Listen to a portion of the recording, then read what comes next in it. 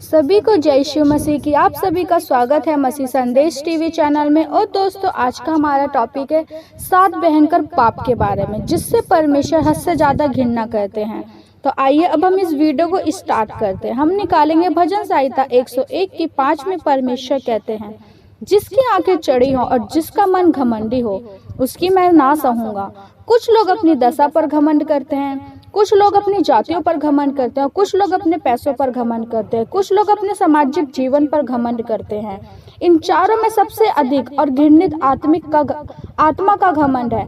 आत्मा के इसी घमंड ने लूसीफर को अर्थात भोर का चमकने वाला तारा शैतान बना दिया। घमंड से ही पाप की शुरुआत होती है। हम यशायाह 14 की 12 से 15 में पढ़ते हैं, हे भोर के चमकने वाले तारे, तू क्यों करके आकाश से गिर पड़ा है? तू जो जाति जाति को हरा देता था, तू अब कैसे काट कर भूमि पर गिर गया है? तू मन में कहता था, मैं स्वर्ग पर चढ़ूंगा, मैं अपने सिंहासन को ईश्वर के तारागढ़ से भी ऊंचा अधिक करूंगा और उत्तर दिशा की छोर पर सबके पर्वत पर विराजूंगा। मैं मेहों से भी ऊंचे ऊंचे स्थान के ऊपर चढ़ूंगा, मैं परम प्रधान के तुल्य हो जाऊंगा। परंतु तू अधोलोक में उस गड्ढे की तराई से भी उतर जाएगा। यहाँ हम शैतान को 5 बार अपनी व्यर्थ सामर्थ का घमंड करते हुए पाते हैं। मैं परमेश्वर से महान हो जाऊंगा। ये उसके हृदय का घमंड था, जो संसार में सबसे पहला पाप था। जब हम शैतान के समान अपने आप को उसकी तरह बनाते हैं तो हम बहुत बड़ी गलती करते हैं।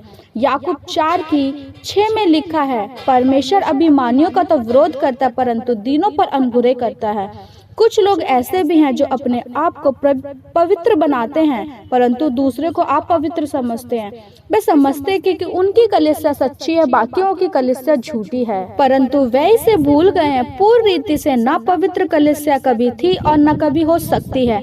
यीशु ने सिखलाया कि गेहूं और जंगली घास को साथ साथ बढ़ने दें, परंतु हम उसे समय पूरे होने पर ही पहचानेंगे। किंतु आज कुछ ऐसे फरीसी हैं जो ऐसा करते हैं, गेहूं से जंगली घास को समय से पहले ही उखाड़ फेंकना चाहते हैं। ऐसा करना चाहते हैं जिसके लिए परमेश्वर ने कहा कि ये उस समय तक पूरा ना हो सकता है जब तक कि यीशु मसीह फिर से आ ना जाए। हमारे समाज में बहुत से ऐसे लोग हैं जिन्हें अपनी आंखों का लट्ठा नहीं दिखता, परंतु वे दूसरों की आंखों से तिनका निकालना चाहते हैं। वे अपनी बढ़ाई करना चाहते हैं। वे अपना समय दूसरों की बातों में और गप्पे ठोकने में नष्ट करते हैं। ये सबसे खराब घमंड है, क्योंकि बाइबल में हमें चेतावनी दी गई है। भजन संहिता 62 की 10 में, अंधेर करने वालों पर भरोसा मत रखो और लूटपाट करने वालों पर मत फूलो।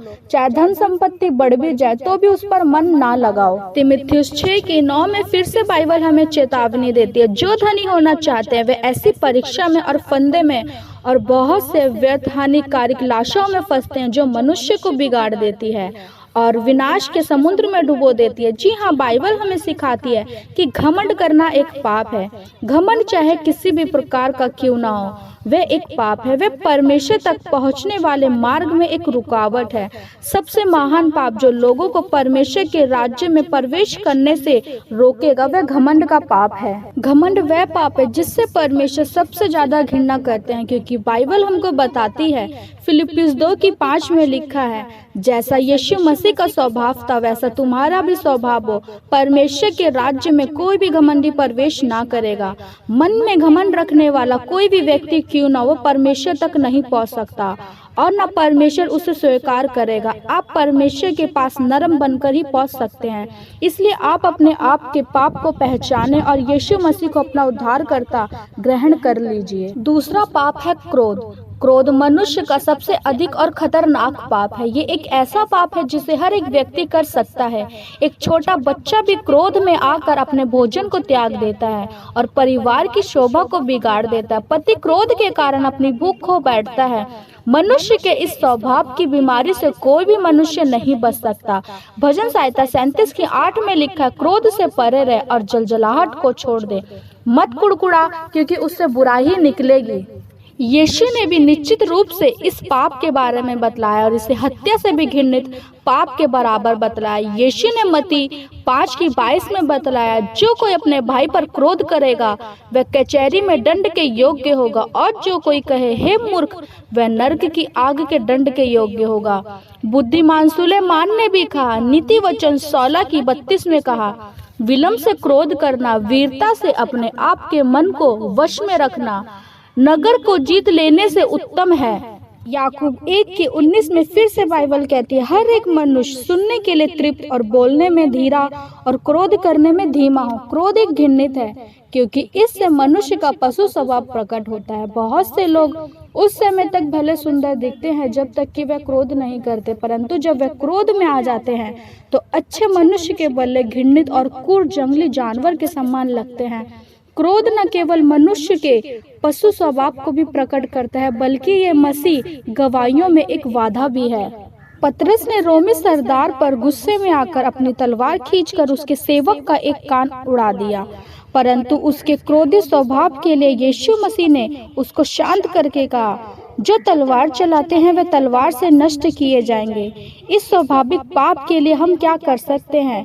क्या मसीह विश्वासियों में इसका उत्तर है? क्या मसीह क्रोधित के लिए उछलते हुए सागर को उसी प्रकार शांत कर सकते हैं जैसा उसने गलील सागर को शांत किया था? यदि क्रोध पर विजय पाना या इस पर निरंतर रखने का मार्ग ना होता तो परमेश्वर कतई हमसे ना कहता, क्रोध से परे रहे और जलजलाहट को छोड़ दे।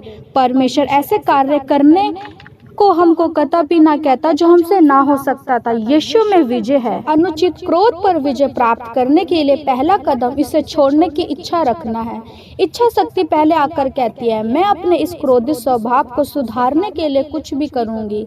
इसका अर्थ यह है कि आप अपना न्याय खुद ना करें। मेरा पूरा परिवार शीघ्र क्रोध करने वाला, ये मुझे विरासत में मिला है, अपनी माँ से मिला। ये सभी लोग समय आने पर कभी कभी क्रोध करते हैं, इसमें क्या खराबी है? आप इसे परमेश्वर अपनी दृष्टि में क्रूर और घृणित पाप समझते हैं।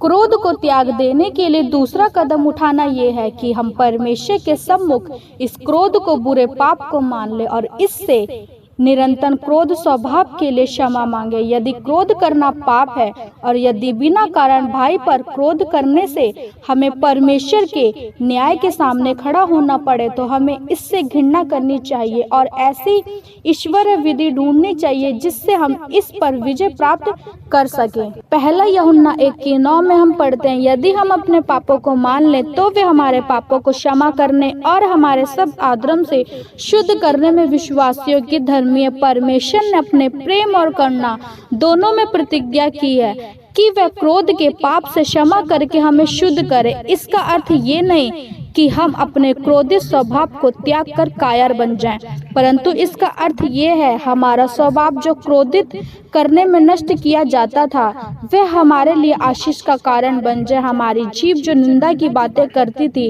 वे प्रभु की स्तुति गाने लगे। दूसरों को हानि पहुंचाने वाले हाथ चंगाई के हाथ बन जाएं। पैर जो कभी हिस्सा के मार्ग पर चलते थे अब प्रेम और सेवा के मार्ग पर चलने लगे। अवेश के जंगली घोड़े हमारे स्वामी बनने के बदले पवित्र आत्मा के द्वारा निरंतर हो और उपयोगी बनकर हमारे सेवक बन जाएं। प्रभु का यही अर्थ था जब उसने कहा, धन्य हैं जो मन के दीन हैं। तीसरे प्रकार का क्रोध भी है जिसे हम परमेश्वर का क्रोध कहते हैं। हम रोमियो 1:18 में पढ़ते हैं, परमेश्वर का क्रोध तो उन लोगों के सब अभक्ति और अधर्म पर स्वर्ग से प्रकट होता है जो सत्य को अधर्म से दबाए रखते हैं। फिर हम कुलुस्सियों 3:6 में पढ़ते हैं, इसी के कारण परमेश्वर का क्रोध आज्ञा ना मानने वालों पर पड़ता है। परमेश्वर पवित्र और धर्मी है, उसकी आंखें इतनी पवित्र है कि बुराई को देख भी नहीं सकती। जब पाप परमेश्वर की दृष्टि में पड़ता है तो परमेश्वर की पवित्रता पाप के विरोध में क्रोध बनकर फूट पड़ती है। वह नर नारी जो यीशु मसीह के समझ में नहीं आए, उन्होंने पापों को अंगीकार करके यीशु को अपना उद्धारकर्ता नहीं माना है, वे परमेश्वर के क्रोध के भागी हैं। न्याय का दिन आने वाला है जिसमें परमेश्वर के उचित क्रोध का विस्फोट उन पापियों पर होगा जिन्होंने उसके पुत्र यीशु मसीह को अपना उद्धारकर्ता स्वीकार नहीं किया है। यदि आप मसीह को अपना उद्धारकर्ता स्वीकार नहीं करते तो जब आप न्याय के दिन उसके सामने उपस्थित होंगे तो वे आपसे कहेगा, हे श्रापित लोगों, मेरे सामने से उस अनंत आग में चले जाओ जो शैतान और उसके दूतों के लिए बनाई गई है। दोस्तों, आगे की वीडियो में अगले पार्ट में बनाऊंगी और 5 पाप के बारे में बताऊंगी। सभी को जय यीशु मसीह की। जितनों ने मेरी ये वीडियो देखी उन सबको परमेश्वर ब्लेस करे और आशीषों से भरे। आमीन।